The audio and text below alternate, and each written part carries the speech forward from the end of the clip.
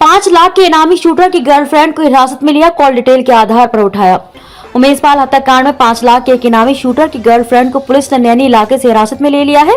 हत्याकांड से पहले युवती शूटर से प्रतिदिन लंबी बात करती थी। उससे शूटर के बारे में पूछताछ की जा रही है। पुलिस को एक शूटर की सीडीआर से युवती के बारे में जानकारी मिली थी। पहले कुछ दिन युवती पर नजर रखी गई, इसके बाद उसे पकड़ा गया। पुलिस ने 5 लाख के इनामी 5 शूटर की कॉल डिटेल्स निकलवाई थी।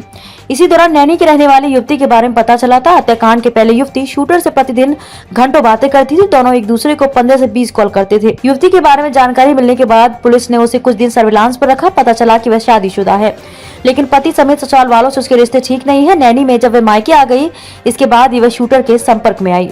युवती की गतिविधियों को कुछ दिन देखने के बाद 2 दिन पहले उसे हिरासत में लिया गया। उससे शूटर के बारे में पूछताछ की जा रही है। शूटर की गतिविधियों, अतिक गिरोह से संबंध आदि के बारे में भी युवती से जानकारी ली गई। युवती की कॉल डिटेल्स के आधार पर पुलिस यह पता लगाने का प्रयास कर रही है कि घटना के बाद शूटर ने युवती से संपर्क किया था या नहीं। इसके अलावा युवती हाल ही में किन किन लोगों से संपर्क में रही, उनके बारे में भी पता लगाया जा रहा है। पुलिस ने युवती को 2 दिन पहले हिरासत में ले लिया था। घर वालों ने बताया था कि पूछताछ के बाद छोड़ दिया जाएगा, लेकिन 2 दिन बीत जाने के बाद भी युवती के बारे में कुछ पता नहीं चला तो घर वाले उसे ढूंढने निकले। तमाम जगह उन्होंने पूछताछ की। इसी के बाद मामला खुल गया। पुलिस सूत्रों के मुताबिक युवती से शूटर के बारे में बड़ी लीड मिल सकती है। उस पर कुछ दिन नजर रखी गई थी।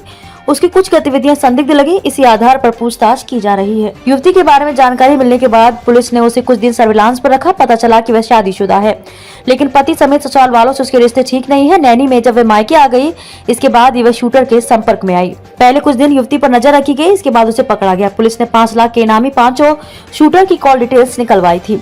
इसी दौरान नैनी की रहने वाली युवती के बारे में पता चला था। हत्याकांड के पहले युवती शूटर से प्रतिदिन घंटों बातें करती थी। दोनों एक दूसरे को 15 से 20 कॉल करते थे। युवती की गतिविधियों को कुछ दिन देखने के बाद 2 दिन पहले उसे हिरासत में लिया गया। उससे शूटर के बारे में पूछताछ की जा रही है। शूटर की गतिविधियों, अतिक गिरोह से संबंध आदि के बारे में भी युवती से जानकारी ली गई। युवती की कॉल डिटेल्स के आधार पर पुलिस यह पता लगाने का प्रयास कर रही है कि घटना के बाद शूटर ने युवती से संपर्क किया था या नहीं।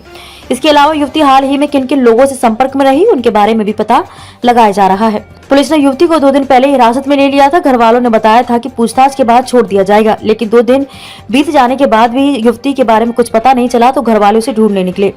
तमाम जगह उन्होंने पूछताछ की। इसी के बाद मामला खुल गया। पुलिस सूत्रों के मुताबिक युवती से शूटर के बारे में बड़ी लीड मिल सकती है। उस पर कुछ दिन नजर रखी गई थी। उसकी कुछ गतिविधियां संदिग्ध लगी। इसी आधार पर पूछताछ की जा रही है। 5 लाख के इनामी शूटर की गर्लफ्रेंड को हिरासत में लिया, कॉल डिटेल के आधार पर उठाया। उमेशपाल हत्याकांड में 5 लाख के एक इनामी शूटर की गर्लफ्रेंड को पुलिस ने नैनी इलाके से हिरासत में ले लिया है।